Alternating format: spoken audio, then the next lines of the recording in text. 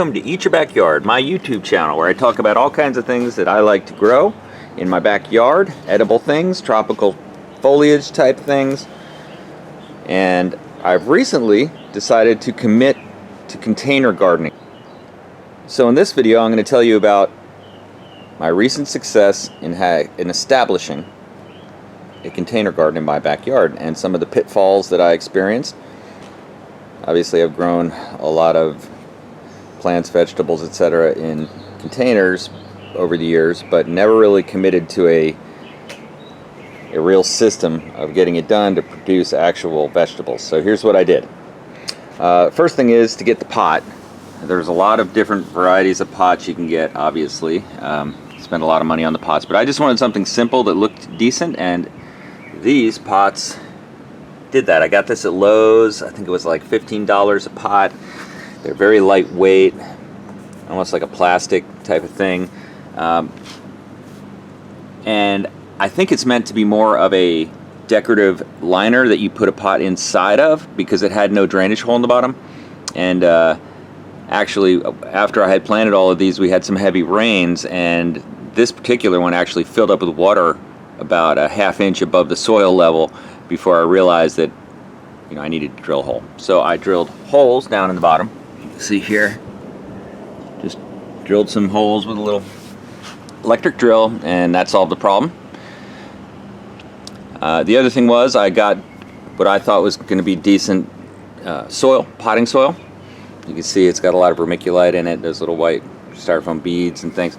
So it's a very loose organic soil, and I got the Miracle-Gro gigantic 40-pound bags or 50-pound bags of soil, and one of those, you know, filled up almost 2 pots.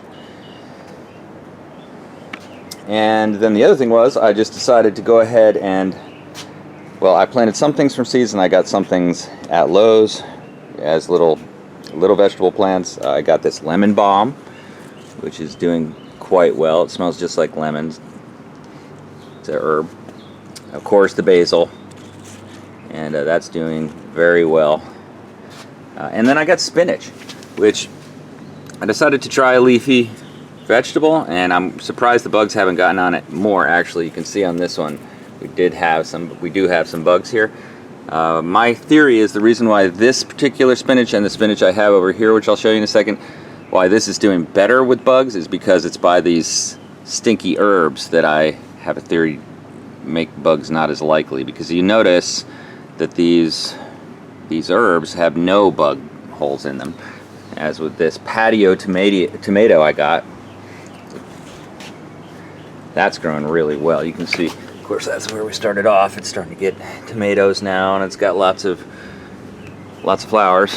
I got a hot pepper. No, this one's a hot pepper. I got a hot pepper and I got a sweet pepper, and they're both doing okay. They had a little bit of bug damage. I think it was a leaf borer type of thing. But you can see that these spinach plants have gotten shredded by some kind of bug.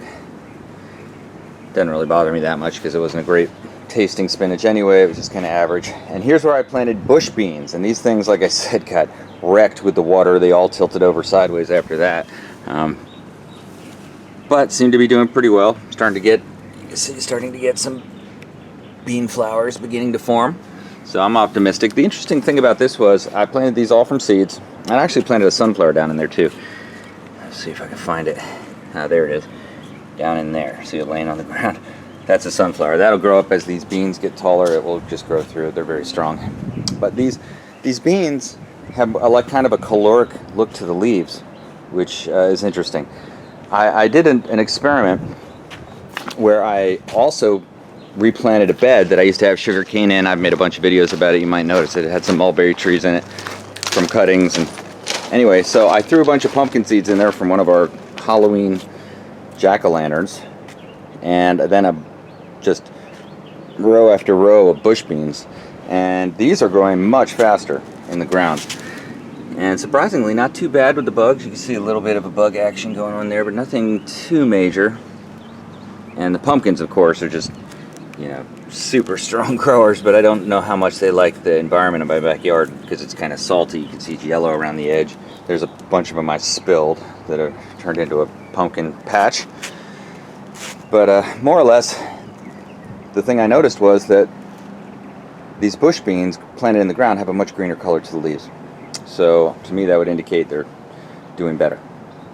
And they certainly are growing faster, so that's another thing.